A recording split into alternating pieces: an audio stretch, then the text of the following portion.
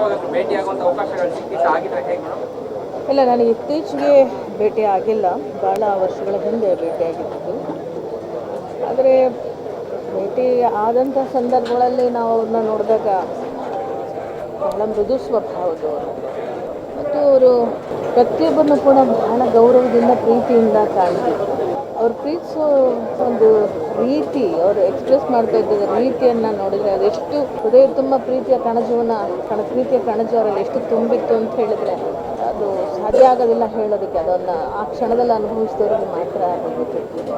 ಹಿಂದೆ ಭಾಳ ಸಲ ನಾನು ಭೇಟಿಯಾಗಿದೆ, ಆ ನಂತರದಲ್ಲಿ ನಾನು ಭೇಟಿ ಆಗಿರಲಿಲ್ಲ. ಅವ್ರನ್ನ ನೋಡಿದಾಗೆಲ್ಲ ನನಗೆ ಒಂದು ರೀತಿಯ ದೈವಿಕ ಭಾವನೆ ಬರ್ತಿತ್ತು ಮತ್ತು ಅವರು ಕೂಡ ಹಾಗೇ ಇರ್ತಿದ್ರು ಕೂಡ.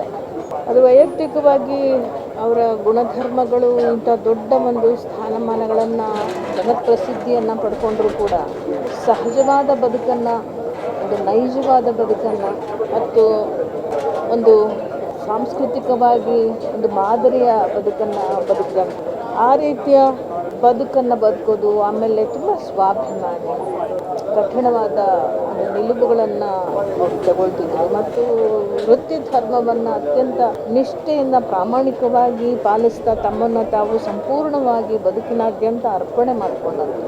ಹಾಗಾಗಿ ಅವರಿಗಾಗಿಯೇ ಈ ಒಂದು ಸಂಗೀತ ಜಗತ್ತು ಹುಟ್ಟಿದೆಯೋ ಅಥವಾ ಸಂಗೀತ ಜಗತ್ತಿಗಾಗಿ ಅವರು ಹುಟ್ಟಿದ್ರು ಅನ್ನೋ ಹಾಗೆ ಒಂದಕ್ಕೊಂದು ಅದನ್ನು ಬಿಡಿಸಿ ಬೇರೆ ಮಾಡಿ ನಾವು ನೋಡಲಿಕ್ಕೆ ಸಾಧ್ಯ ಆಗೋದಿಲ್ಲ.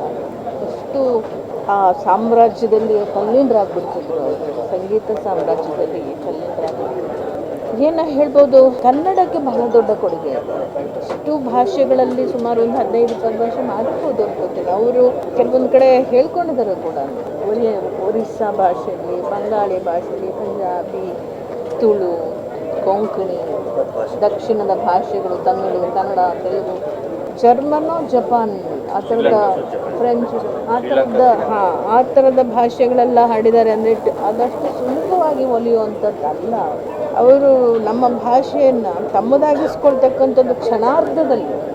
ಅದಕ್ಕೊಂದು ದೊಡ್ಡ ಕೃಷಿನೇ ಬೇಕು. ನಾವೊಂದು ಭಾಷೆನ ಕಲಿಬೇಕು ಅಂತಂದರೆ ಅಷ್ಟು ಸುಲಭವಾಗಿ ಒಂದು ಭಾಷೆನ ಹೇಳೋದು, ಒಂದು ಭಾಷೆ ನಮ್ಮ ಅಕ್ಕಪಕ್ಕದ ರಾಜ್ಯದ ಭಾಷೆನೇ ಅರುಕು ಮುರುಕು ಮಾತಾಡ್ತೀವಿ. ನಾವು ಸಂಪೂರ್ಣವಾಗಿ ಕಲಿಬೇಕು, ಬರ್ಕೊಳ್ಬೇಕು, ಅದನ್ನು ಧ್ಯಾನ ಕೊಟ್ಟು ಅದನ್ನು ಗಮನಿಸಿ ಅಪಭ್ರಂಶವಾಗದೆ ಸ್ಫುಟವಾಗಿ ಹಾಡಬೇಕು ಅಂದರೆ ಅದು ಜಾನಕಿ ಅಮ್ಮವ್ರಿಗೆ ಮಾತ್ರ ಸಾಧ್ಯ. ಅದು ಅವರೊಬ್ಬರೇ. ಇನ್ನೂ ಬಹಳ ದೊಡ್ಡದ ಎತ್ತರದ ದೇಶದ ಗಾಯಕಿಯರು ಇರ್ಬೋದು, ಬಟ್ ಈ ವಿಷಯದಲ್ಲಿ ಜಾನಕಮ್ಮ ಅವ್ರನ್ನ ಬಿಟ್ಟರೆ ಮತ್ತು ಯಾರೂ ಸರಿಸಾಟಿ ಅಲ್ಲ ಅವರಿಗೆ. ವಿಶೇಷವಾಗಿ ಅವರು ಕೊನೆಯ ಕ್ಷಣಗಳನ್ನು ನಮ್ಮ ಮೈಸೂರಿನ ಸಾಮ್ರಾಜ್ಯ, ನಮ್ಮ ಸಾಂಸ್ಕೃತಿಕ ನಗರಿಯಲ್ಲಿ ಅವರು ತನ್ನ ಬದುಕನ್ನು ಕೊನೆಗಾಣಿಸ್ಕೋಬೇಕು ಅಂತ ಅವರು ಅಭಿಲಾಷೆ ಪಟ್ಟಿದ್ದು ಕೂಡ ಯಾರಿಗೇನು ಅನಿಸುತ್ತೋ ನನಗೆ ಇದು ನಮ್ಮ ರಾಜ್ಯದ ನಮ್ಮ ಭಾಗ್ಯ ಅಂತ ನಾನು ಭಾವಿಸ್ತೀನಿ.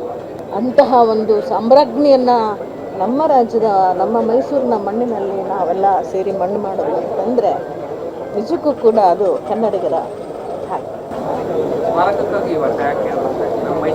ಅಗತ್ಯ ಇದೆ ಅದನ್ನು ಹೌದು, ಖಂಡಿತ ಅಗತ್ಯ ಇದೆ.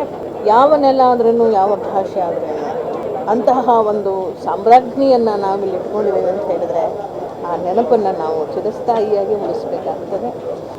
ನಾನು ಸಹ ಆ ಒಂದು ಅನಿಸಿಕೆಯಲ್ಲೇ ಭಾವನೆಯಲ್ಲೇ ಇದ್ದೇನೆ. ಸೊ ಸರ್ಕಾರಕ್ಕೆ ನಾನು ತಲುಪಬೇಕು ಕೊಡ್ತೇನೆ ಅಂತಕ್ಕಂಥ ಸರ್ಕಾರವೂ ಕೂಡ ಅದನ್ನು ಹೋಗ್ತಾರೆ ಅಂತ ನಾನು ಅಂದ್ಕೊಂಡಿದ್ದೇನೆ.